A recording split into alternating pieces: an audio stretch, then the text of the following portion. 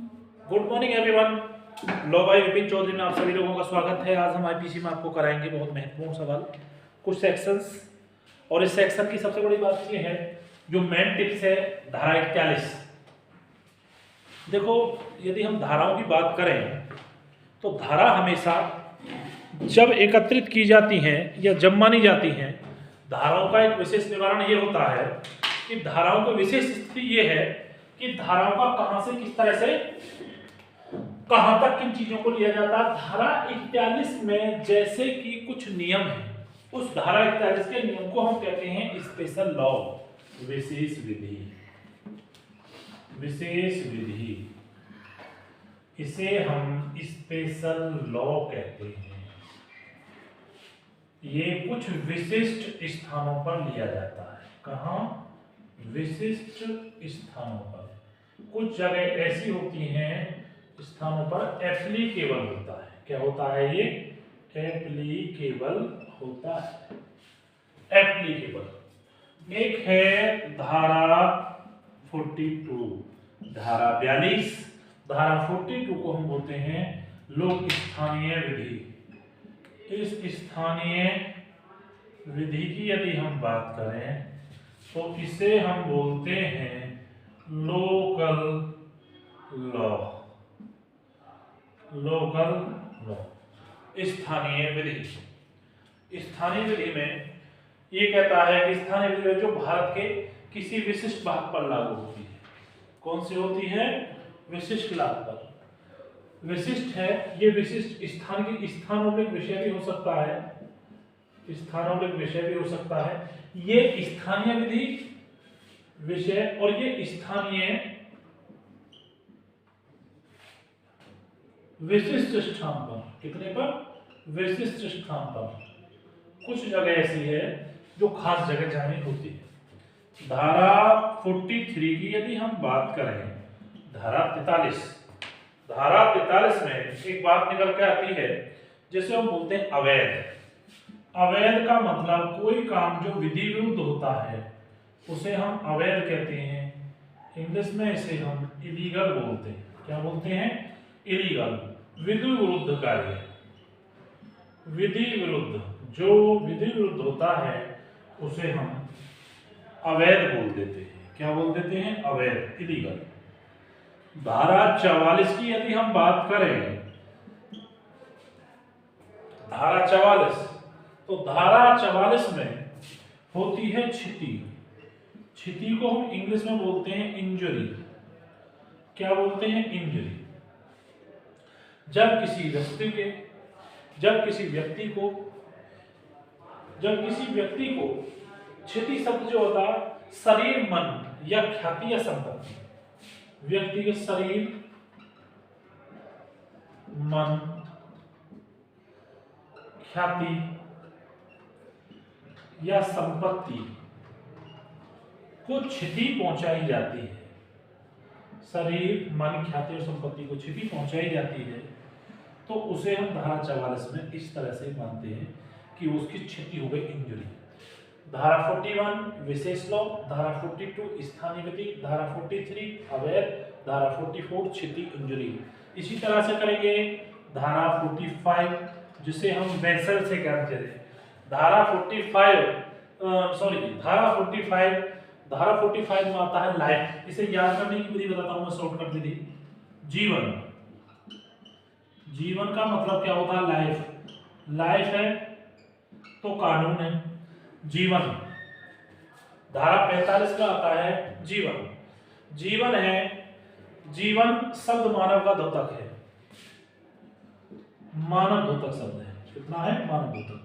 जब तक वो जीता है, जब तक वो कानून का पालन करता है।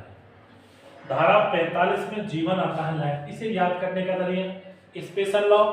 स्पेशल लॉ स्पेशल प्लेस पर दिखाया जाएगा। कोई काम अवैध होगा इसमें तो अवैध में, अवैध कब होगा? जब किसी को क्षति पहुंचाई जाएगी या किसी के जीवन को प्रभावित किया जाएगा। इसे याद करने का तरीका है स्पेशल लॉ, स्पेशल प्लेस। उसके बाद उसमें अवैध काम कोई करेगा, इलीगल काम करेगा तो इलीगल करेगा तो किसी को क्षति पहुंचाएगा और उस क्षति का उसके जीवन पर प्रभाव पड़ेगा। उस क्षति का उसके जीवन पर प्रभाव पड़ेगा। लोकल लॉ, लोकल एज कितना अच्छा तरीका, अवैध काम करेगा उसे क्षति पहुंचाएगा, क्षति पहुंचाने के बाद फिर उसके जीवन पर, है कि नहीं, लाइफ पर, मानव दो तक उसके जीवन पर फर्क पड़ेगा। तो 5 के 5 आर्टिकल आप बहुत अच्छे से तक याद कर सकते हो। जब उसके जीवन पर पहुंचेगा, यदि क्षति उसे ज्यादा हो जाती है, मान कर चलो कोई शरीर पर कोई गहरी चोट या ग्रेवेस वगैरह हो जाता है, तो बाबू उसकी मृत्यु होने के चांस रहते हैं। तो धारा 46 जो है ये क्या कहलाती है, डेथ, इसे कहते हैं मृत्यु। क्या कहते हैं इसे, मृत्यु। और मृत्यु मानव अपराध हो गया। क्या हो गया, मानव अपराध। मान के चलो जो किसी व्यक्ति की अपराध, सबसे बड़ा अपराध होता है मानव अपराध वैसे तो देखा जाए, जब किसी आदमी को जीवन से ही मिटा दिया जाए। क्षति हुई, क्षति ज्यादा हो गई तो उसकी जीवन प्रभावित हुआ, जितनी ज्यादा क्षति होने पर फिर उसकी मृत्यु हो जाती है। तो धारा 46 क्या कहलाती है, मृत्यु। क्या कहलाती है, मृत्यु। अगले बात करें हम धारा 47 जीव जंतु। सब मानव से किसी जीवधारी का द्योतक है। जीव जंतु, जब हम क्षति पहुंचाएंगे, जीवन पर प्रभाव पड़ेगा, तो जीवन का प्रभाव केवल एक मानव पर ही नहीं पड़ेगा, जीव जंतु पर भी पड़ेगा। फिर इसका धारा 47 में क्या आ जाएगा, जीव जंतु। क्या आ जाएगा, जीव जंतु। बायोलॉजिकल आ जाते हैं जीव जंतु। धारा 47 को हम जीव जंतु बोलते हैं। क्या बोलते हैं, जीव जंतु। अब ये जीव जंतु कैसे प्रभावित होते हैं, इनको क्षति कैसे पहुंचेगी, जब इनको पानी नहीं मिलेगा। धारा 48 में क्या जाता है, वेसल। वेसल का मतलब क्या होता है, जलयान। वेसल, इन्हें क्या बोलते हैं, जलयान। तो इंग्लिश मीडियम वालों को भी इसे देखने में कोई समस्या नहीं है। जलयान, जलयान का मतलब ये है कि जलयान शब्द किसी चीज का द्योतक है जो मानवों के संपत्ति के पूर्ण के लिए बनाया गया है, मानव से संबंधित है 47। और 47 में हमें इसे बोलते हैं एनिमल। एनिमल मतलब जीव जंतु। तो कितना अच्छा तरीका है याद करने का। धारा 47 में 46 में डेथ हुई, डेथ से क्या जीव जंतु प्रभावित होंगे।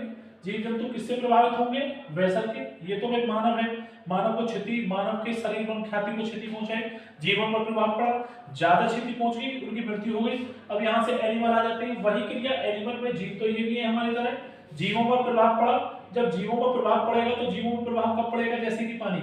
अब जैसे मोस्ट ऑफ सर्दियां चल रही हैं, सर्दियों में पत्ते झड़ कर दिखना शुरू हो जाएंगे, पतझड़ चलेगा बसंत मौसम तक, मार्च तक। तो उसका विशेष कारण ये है कि उन पौधों को प्रकाश संश्लेषण द्वारा, जो फोटोसिंथेसिस है, उसके द्वारा प्रॉपर भोजन नहीं मिल पाता। तो कई कई दिनों सूर्य नहीं मिल पाएगा, तो सारी पत्तियां सूख जाएंगी। और सारी पत्तियां सूखने के बाद जैसे जैसे सूर्य निकलना शुरू हो जाएगा प्रॉपर फरवरी, 15 फरवरी के बाद में, क्योंकि सूर्य दिखता है लेकिन कम दिखता है, उन्हें पूरी आपूर्ति नहीं मिलती और सारी पत्तियां झड़ झड़ के नीचे गिर जाती हैं। जैसे हम व्यक्ति को, कुछ मानव ऐसे होते हैं कि जिन्हें कुछ खाने का बहुत जल्दी प्रभाव पड़ जाता है, कुछ बहुत हेल्दी होते हैं, एक दो दिन ना खाने से कोई विशेष प्रभाव नहीं पड़ता। परंतु इस हेल्दी व्यक्ति को भी यदि हम 8-10 दिन खाना ना दें तो बहुत कमजोर हो जाएगा और डेथ हो जाएगी उसकी। उसी तरह से जो जीव जंतु हैं, तो जीव जंतु में पौधे भी आते हैं, वैसा इन्हें जलयान की आवश्यकता होती है। ये मानव का विशेष करके द्योतक है। ये याद करने का तरीका धारा 49, क्योंकि ये फैक्ट है। धारा 49 की यदि हम बात करें, वर्षीय मास, वर्षीय मास का प्रयोग किया जाता है ना, वर्षीय मास। अब इसे हम इंटीग्रेटेड करें, वर्षीय मास, वर्षीय मास। यदि एक वर्ष किसी जीव जंतु को जलयान ना मिले, है ना, तो 1 वर्षीय मास तक तो फिर वो जीवित नहीं रह पाएगा। तो 49 में क्या जाएगा, वर्षीय मास, ईयर एंड मंथ्स। धारा 50 क्या कहलाएगा, सेक्शन। सेक्शन मतलब धारा, जो चिन्ह जिस पर प्रभावित किया जाता है। धारा 40, यदि हम धारा 40 की बात करें, धारा 50, धारा 50, धारा 50 की बात करें, ये संख्याओं को निर्दिष्ट करती है। धारा 50 संख्याओं को, संख्या मतलब सेक्शन को, जो आप धारा पढ़ रहे हो। सेक्शन ये संख्याओं, सेक्शन को निर्दिष्ट करती है। निर्दिष्ट मतलब कि इंगित करती है, निर्दिष्ट करती है। और यदि हम धारा 51 की बात करें इसी में, कि धारा 51 क्या है, सारी धारा पढ़ सकते हैं। धारा 51, धारा 51 में एक बात निकल के आती है, शपथ, ओथ, है ना, शपथ। शपथ का मतलब किसे लिखेंगे, OATH, ओथ। ओथ मतलब शपथ। यदि किसी व्यक्ति को शपथ दिलाई जाती है कि मैं अपने कानून का नियमों का पालन करूंगा, शपथ के लिए प्रतिज्ञा एक घोषणा है जिसको लोक सेवक समक्ष न्यायालय में दिया जाता है। ओथ एक शपथ पत्र दिया जाता है, न्यायालय के सामने दिया जाता है, प्रतिज्ञान के सामने दिया जाता है, कसम परेड पर दिया जाता है। कसम परेड किसकी होती है? किसी लोक सेवक की होती है। जब लोक सेवक की कोई परेड होती है तो उसके टाइम पर इसे ओथ दिलाई जाती है। धारा 52 का यदि हम काम करें, धारा 52, धारा 52 में है सद्भाव पूर्वक, कोई बात सद्भाव पूर्वक, जैसे गुड फेथ सद्भाव पूर्वक, आर्टिकल सद्भाव पूर्वक। हमारा जो ये कानून है, ये कानून किसका द्योतक है? भारतीय संविधान का। हमारा देश का संविधान विश्व का सबसे बड़ा संविधान, सबसे विस्तृत संविधान है। इस संविधान के अंतर्गत प्रत्येक व्यक्ति को एक कानून के तहत रहना होता है। हमारे जो कानून है वो वह दस्तावेज है कि जो संवैधानिक रूप से अपने जीवन यापन में रहने का एक निर्धारण करता है। रूल्स ऑफ लॉ, जैसे भगवत गीता और रामायण को ग्रंथ के रूप में बना जाता है, उसी तरह से भारतीय संविधान में हमारे भारत का एक ग्रंथ है। उस ग्रंथ की यदि हम बात करें तो धारा सेक्शन 19 आर्टिकल 19 में 6 है, तो उसमें एक लिखा हुआ है सेकंड वाला कि पूरे भारतवर्ष में कहीं भी हम सद्भावना पूर्वक क्या कर सकते हैं? सभा कर सकते हैं। तो ये वही सद्भावना पूर्वक है, कोई काम सद्भाव पूर्वक कहा जाए। सपोज दैट आप एक स्टूडेंट हैं, आपके हॉस्टल को नहीं खोला जा रहा, सद्भाव पूर्वक कुछ लोग अपना मीटिंग करकर अपनी मीटिंग कर सकते हैं कि हम प्रधानाचार्य से मिले, अपनी समस्या बताएं कि ये हमारे हॉस्टल को हमें क्यों नहीं खोला जा रहा, या हमारे हॉस्टल्स में पानी की बड़ी दिक्कत है, या हमारे में साफ सफाई की बड़ी, तो सद्भाव पूर्वक किया गया काम, मतलब कि सद्भावना पूर्वक किया काम अवैध नहीं होता। तो 52 में जो होगा सद्भाव पूर्वक, किसी कार्य को सद्भावना पूर्वक, मतलब कानूनी कायदे के अनुसार करने, तो इसे लिख सकते हैं कानून के दायरे में कार्य करना। क्या लिखेंगे? कानून के दायरे में, कानून के दायरे में, क्योंकि संविधान कभी हिंसा का समर्थन नहीं करता। कानून हमेशा ये कहता है अहिंसक रूप से रहकर अपनी बातों को उठाएं, लोगों के सामने रखें, ताकि लोग आपकी बात जान सकें। ठीक है, अब धारा 52 के बाद में अब आती है धारा 53। धारा 53 की हम बात करें, धारा 53 क्या है? ये कहता है संशय हर वर्ष, ठीक है, 157 130 में सिवाय संशय व्यक्ति पत्नी या पति द्वारा के संशय शब्द के अंतर किसी व्यक्ति को आश्रय, भोजन, पेय, आयुध, गोला बारूद या प्रबंध का साधन देना। संशय करना, संशय किसी चीज पर जो संशय किया जाता है उसे हम संशय बोलते हैं। क्या बोलते हैं? संशय। संशय, यदि संशय की बात करें तो संशय जो होता है एक्सेप्ट 157 और 130 में से प्रतिपाद का परिगणित है, किसी बचने के लिए करता है। हमारे यहाँ बहुत सारे स्टूडेंट्स पढ़ते हैं, हमें संशय है कि चोरी करता है, हमें संशय है कि इसके पास अवैध हथियार है। एक पुलिस अधिकारी को संशय है कि इसके पास तमंचे बनाने की फैक्ट्री है। संशय मतलब किसी चीज के लिए मतलब किसी को अवैध काम करते हुए या किसी को संदेह के रूप में देखना, वो संशय कहलाता है। तो 52 में 53 में एक एक्शन आता है, तो ये दो सेक्शन आते हैं, 53A और एक आता है 53B। तो 53A में जो होता है ये होता है संशय।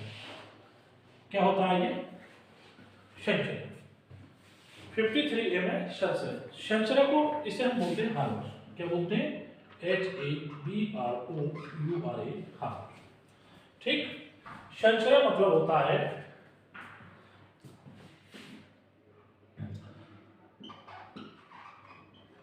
किसी व्यक्ति पर संदेह है, अपनी भाषा में ये लिख सकते हैं, किसी व्यक्ति पर संदेह, और संदेह कब होता है? जो कानून से अलग कार्य करता है, कोई अवैध कार्य करता है। संशय, संशय मतलब गोला बारूद को समझ जाता है। मेरा कहने का तात्पर्य यह है, संशय का विशेषकरण यह है कि संशय शब्द के अंतर्गत गोला बारूद, भोजन, किसी व्यक्ति को आश्रय, भोजन, पेय, धन, आयुध, गोला बारूद प्रयोग देना, किन्हीं साधनों चाहे वो नहीं है इस धारा के अंतर्गत, चाहे वो उसी प्रकार है, धारा किसी आयु को पकड़े जाने पर बचने के लिए करना आता है। मेरी बात सुनिए, जैसे कि संजय दत्त, संशय वही है किसी को कानून के अवैध रूप से कार्य करना। यदि कोई व्यक्ति अवैध कार्य, जैसे कि संजय दत्त को के घर में AK-47 पाई तो उसमें संशय था, इस बात पर मुझे संशय है। संशय का मतलब निश्चित नहीं होना, और निश्चित आदमी कब नहीं होगा? जब आदमी कुछ गलत होगा।